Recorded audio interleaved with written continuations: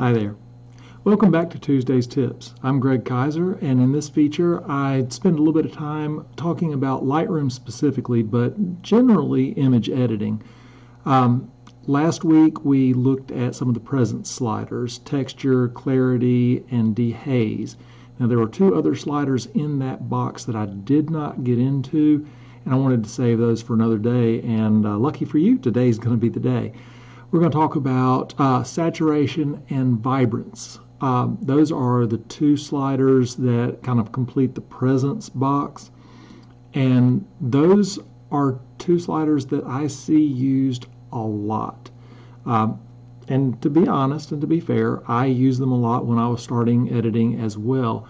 But there are so many better ways of dealing with color, even on the saturation level. Through the color mixer, through the color calibration tab, those sort of things.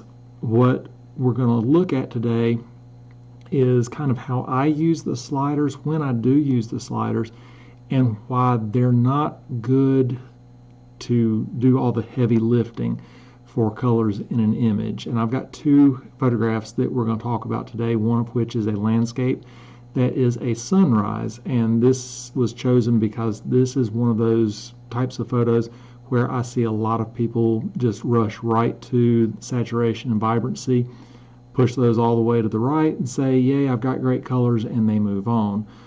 I'm going to show why that is not the best way to do it and why there is a better way of using those sliders. And I've also got another image that I'm hoping to be able to really demonstrate the way that those sliders work, because there is a difference between them.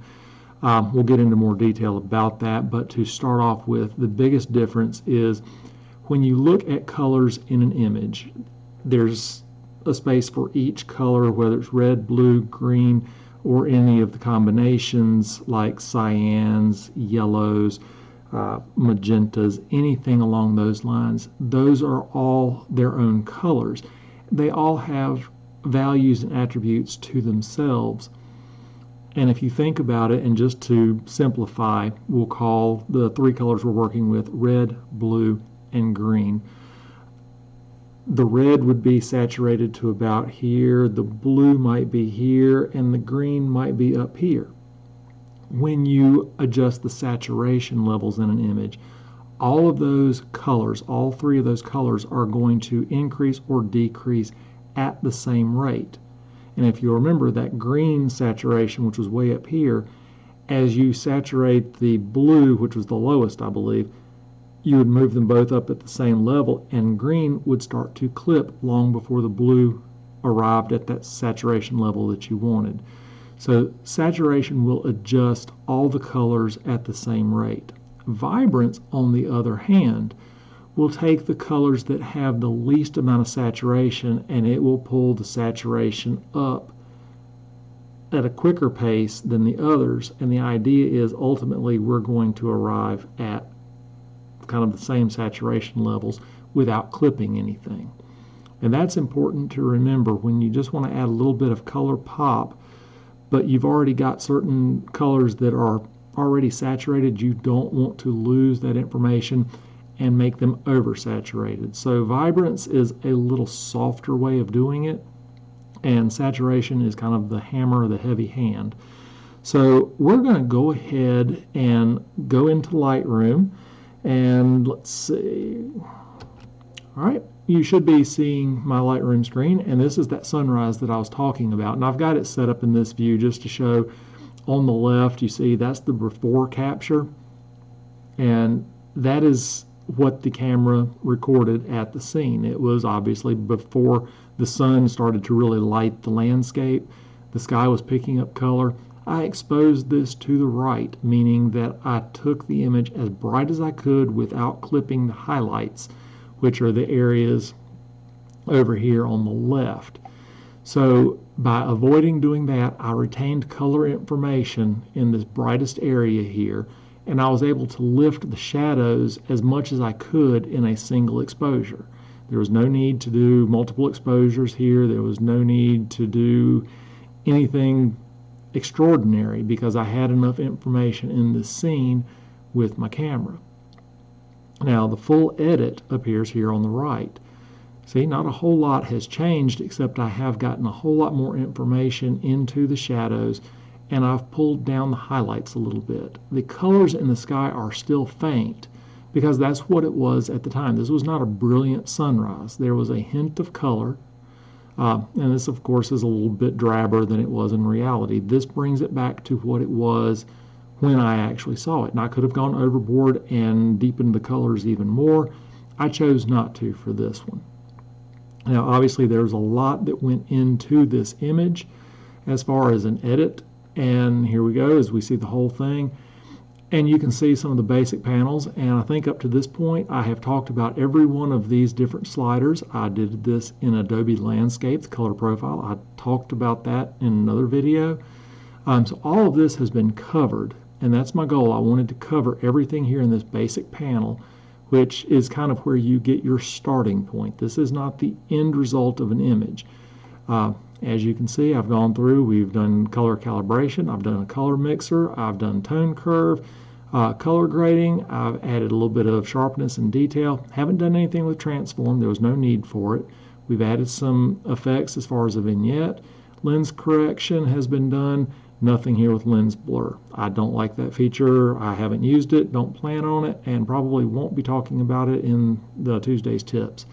But I've done an awful lot here. There's even been a lot of local adjustments as you go up to masks. And I will get into doing local adjustments eventually.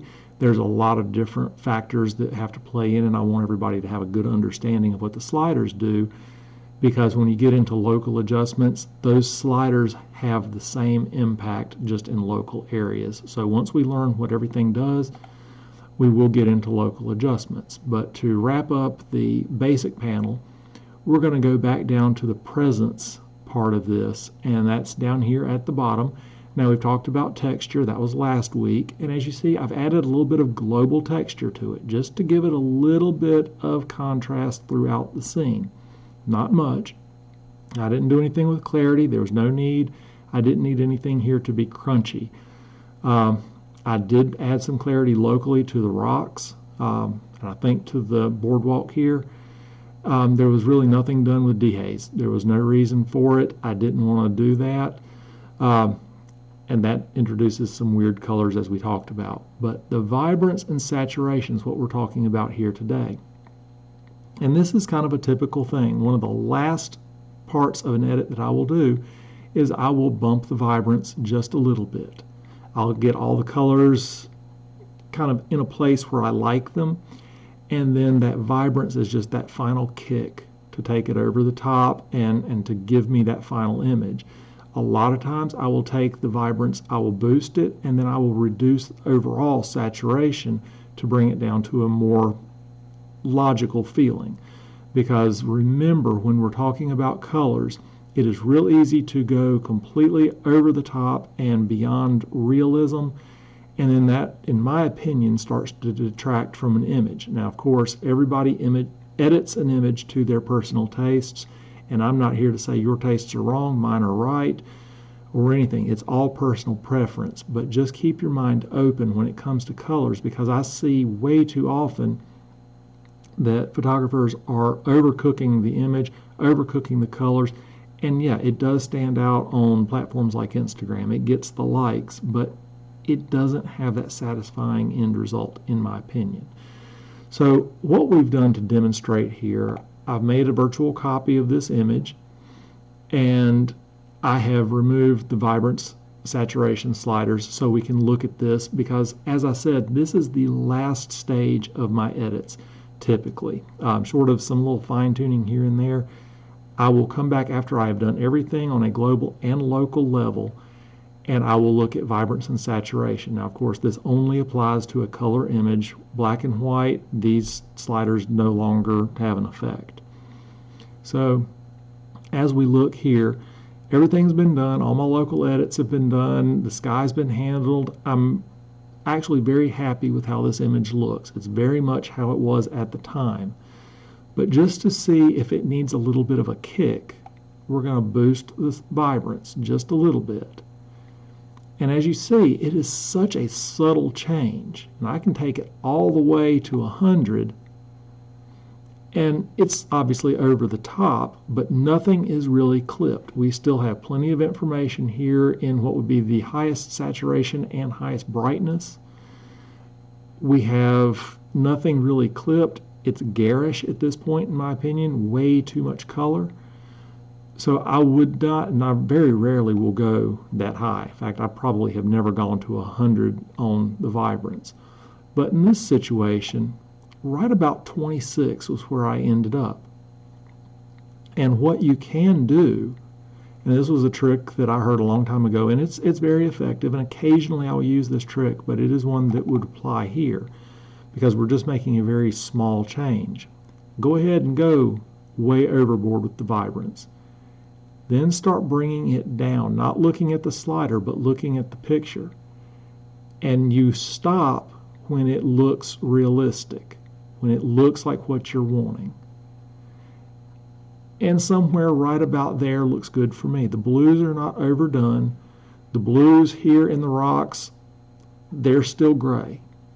So at plus 32, doing it by that way looks right for me. Now I ended up at plus 26, but as I said, a lot of times what I'll do is I'll bring the saturation down. After I boost the vibrance, I'll come in and drop the saturation just a little bit. To me, this is now a little bit too washed out, so it did not work for this image to drop the saturation. And the vibrance, as I said, I ended up at 26. Not a big difference, 26 to 32. So that was kind of that last little bit of the image edit. And it looks at this globally, and it will bring colors up that are not as saturated while not overcooking the ones that are saturated. And I'm going to show you what I mean by that. And this is the area that has a lot of saturation and a lot of brightness. And remember when we did the vibrance all the way up? You see, this still, it's not pleasing, but it's not even realistic. The color is not overcooked as far as the saturation has not started to clip. On saturation, remember, that takes everything at the same rate, whether it's a low saturation or low saturation color or a higher saturation. It's going to take everything at the same rate, up or down. If we go down, it brings all the colors down uniformly and eventually makes a black and white image. Not a great way to do black and white images. I've talked about how to better do those in another video, but as we go up on saturation, it's bringing all the colors up. And you see it's starting to get out of hand a lot earlier. We're at plus 44, and that yellow over here is about the same way as it was at the 100 in vibrance. And if we go ahead and pull it all the way up, we're clipping a lot of detail. It's just nothing but a solid color at this point, and it's overcooked. And this is what you see happen a lot, especially on social media, because it's eye-catching. Those colors, that contrast, it catches the eye. But when you really look at the photo, is this a sunrise that you would ever see in reality? No. It's way too overdone. And if I wanted to go and compound that, I would boost the vibrance all the way. And look, there we go. It's a beautiful color image, but there is no reality where that exists. So that kind of shows the difference between the two sliders as far as vibrance and saturation. This next image that I want to talk about, I'm going to go in and we're going to look at really how that difference works. Less colors, less information going on, so it's a little bit easier to see what's happening. This is the end result, and if we compare it with the before, not a lot has changed between these two. I've dealt with the colors in a way that I thought worked with the design of this image, and a lot of that had to do with the different things going down with color calibration, the color mixer. All those things work together to get me there, but that last little bit was done globally with the vibrance and saturation. And as you can see, the end result of this image, this is my master file here, I've boosted the vibrance plus 28, like I said I would normally do. I'll just give it that little bit of kick. But to bring down that bite, I've dropped the saturation -4. Not a lot, but just enough to make that little bit of difference and make the colors realistic. Again, there was a lot that went into the colors before I got to this point. That was just that final little bit. These are the masks that I used. I kind of darkened things down there. I just kind of closed the image in up there, closed the image in down there. I changed how that back package tray worked just to help close it in to keep the eyes from being pulled out. So there was 2 different masks going on there, but those are the only local masks that I've done. So we're going to go here, and this is the raw image without any of the color work, and I just want to show you what these 2 sliders do on a raw image. Now, remember what I said, saturation will bring the colors up uniformly. We've got a lot of saturation going on here in the red, and red is one of those real tricky colors when it comes to working with saturation, because it is so easy to lose detail in it, to oversaturate it. This green here is not nearly as saturated. It's more washed out. So as we bring the saturation up, as the green starts to get pleasing to look at, notice that red and how it's already overcooked, especially here in the sunlight.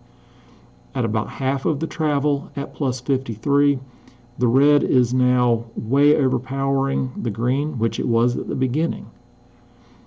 As we look here with the saturation set to 0, that red is overpowering the green. Even though there's a lot more green in this frame, the lack of saturation makes that red pop way too much, and it draws the attention to this seat back rather than the design of the composition. And by working this saturation up, if we were to go all the way to 100, you see you're losing that information. It's clipping the red channel, and the green is just now starting to really work.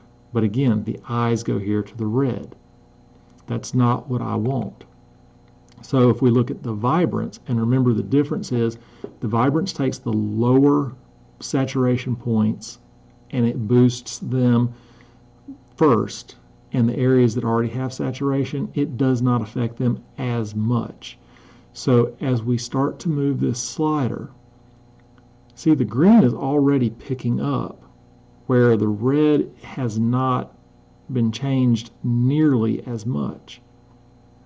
So we start to see how this pans out, and we're boosting these green tones while the red is still under control. We're about halfway up the slider here on vibrance, and that's already a nice change from what we've seen, because now the green has more of an impact and it pulls the attention from the red to the point where I, as the creative photographer, want that relationship.